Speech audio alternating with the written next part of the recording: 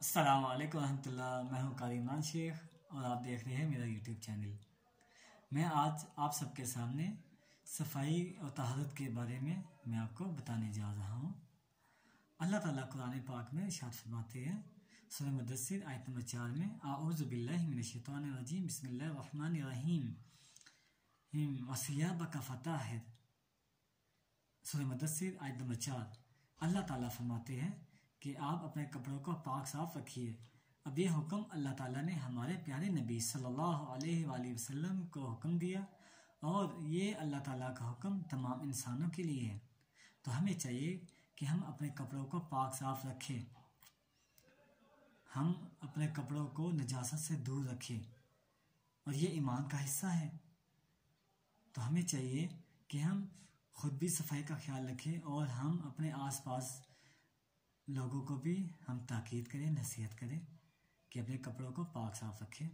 और इसी तरह अल्लाह के नबी सल्लल्लाहु अलैहि वसल्लम की हदीस मुबारक है जिसमें आप सल्लल्लाहु अलैहि वसल्लम ने फरमाया है, अत्ताहुरु शतरुल ईमान, सफाई निस्फ ईमान है।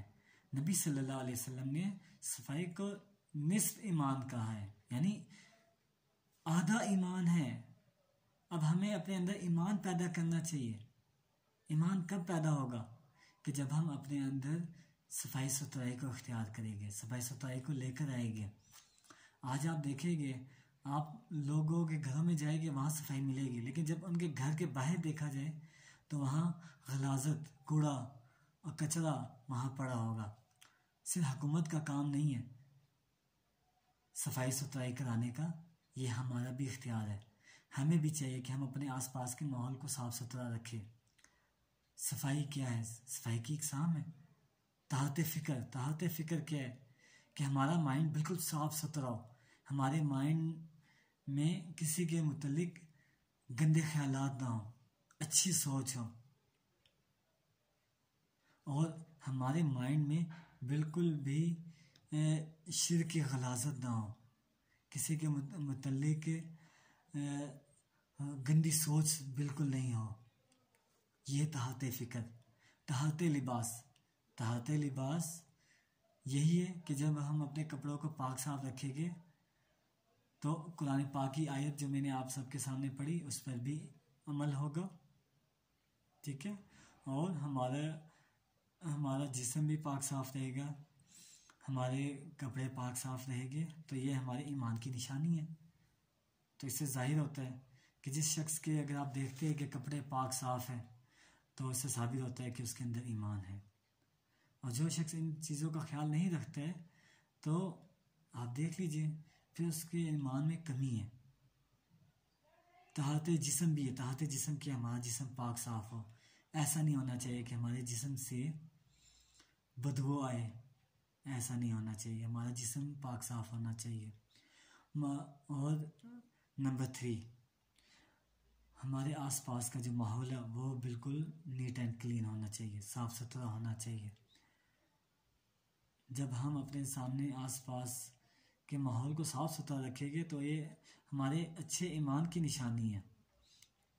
अगर आप देखेंगे सफाई सुथराई के लिहाज से अगर मुसलमानों में देखें तो बहुत ज़्यादा हम लोगों में कमी आ चुकी है। आप कराची के कुछ इलाके देख लीजिए जो कितने ज़्यादा गंदे, रावलपिंडी के इलाके देख लीजिए।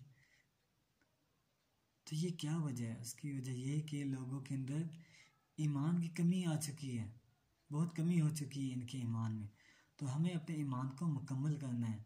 तो मैं आज आप सबको बताना चाहता हूँ कि आज जो ये सोसाइटी बन रही है ये बहुत अच्छी बन रही है। अल्लाह ताला इन्हें और तरक्की दे, ये बहुत अच्छा काम कर रहे हैं। मलक रियाज साहब, इन्होंने बहरे टाउन बनाकर उन्होंने लोगों के एक सलीका सिखा दिया।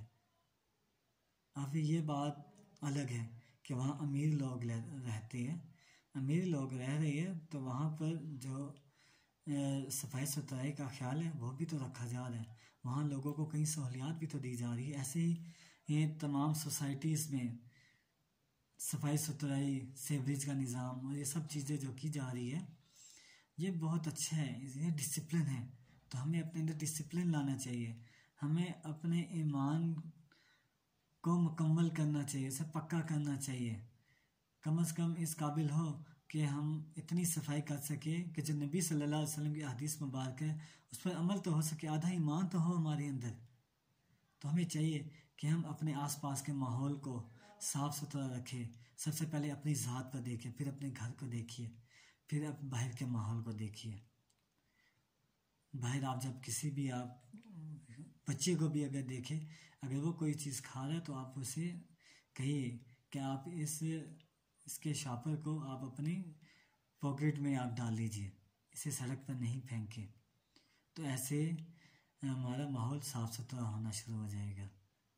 अल्लाह से दुआ है कि जो कुछ मैंने आप सबके सामने बयान किया, अल्लाह ताला मुझे भी इस पर अमल करने की तौफीक दे और आप सबको भी अल्लाह ताला तौफीक दे। व आखिर दवाना अनिल हम्दुलिल्लाहि रब्बिल आलमीन।